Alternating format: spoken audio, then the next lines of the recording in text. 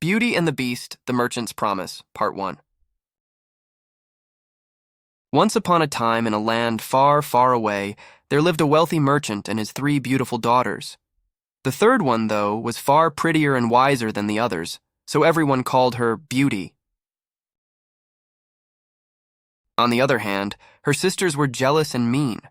They were more interested in spending their father's money. Beauty used to dream about a handsome prince.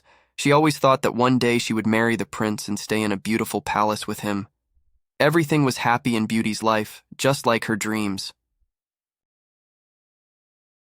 Then one day her fate changed. Due to a terrible storm, her father lost all his ships and so all his money. "It's all over, dear. We are no longer wealthy," he said. "Don't worry, father. All will be fine soon. We will find a way out of it. You are my only wealth. I am happy with you," Beauty replied. Soon all servants left the house because of the merchant's poverty. Beauty was running the house, while the 2 sisters kept complaining about how they were living in poverty. Beauty always prayed to God to bring back the happiness to her father's face. And one day, the merchant received news that one of his ships was sailing into the harbor. "I have good news. One of my ships has sailed into the harbor. We shall be poor no more. Right now I have to leave for the harbor. Tell me, what shall I get for each of you?" he asked. "I want new dresses," said one sister. "I want jewelry," said the other. "And what shall I get for you, my lovely child?" he asked Beauty. "All I want is your safe return home, father," she replied. "So sweet of you, but you must ask for whatever you want, my child." "The scarlet rose. Please get me just one." "Of course, my sweet child."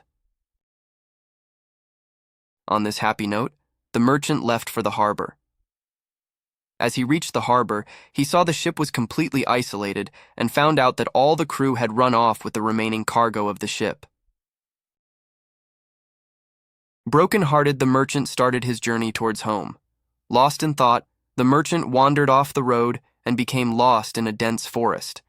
The snow was falling as if all the ocean water had turned to snow. The horse was not able to walk in this dense snow, so he let him rest under a tree. In the distance, he saw some bright lights and went towards them.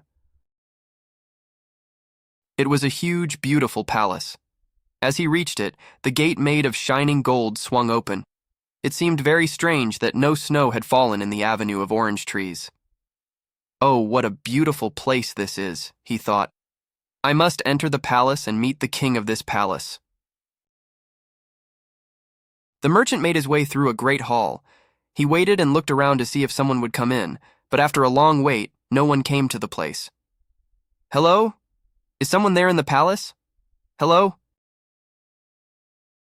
There was a dining table with a fresh meal of dainty cakes and fruits.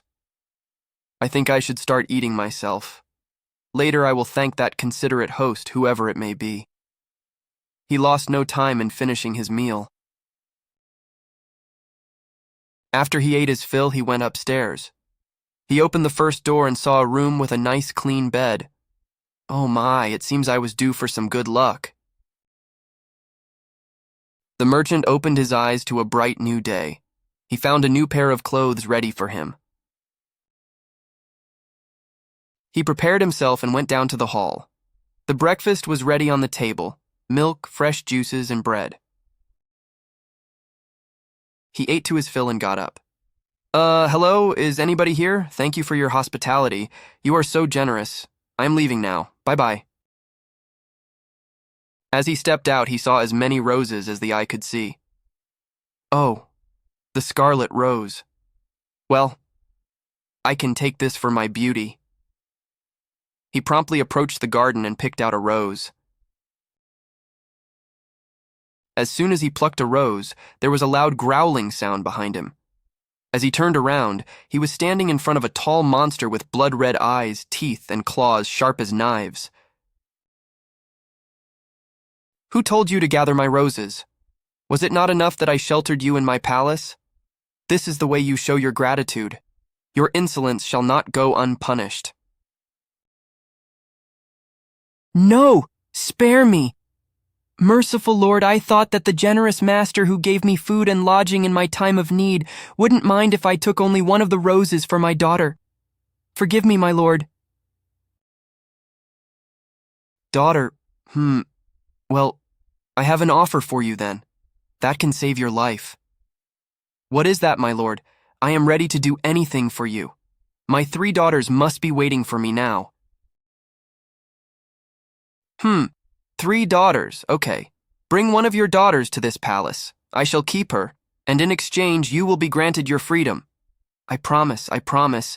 I'm sure one of them will surely come to you." "Very well. I'll give you one of my fastest stallions, and I'll give you a month to return here with your daughter. If she comes at all, she must come willingly. On no other condition will I have her.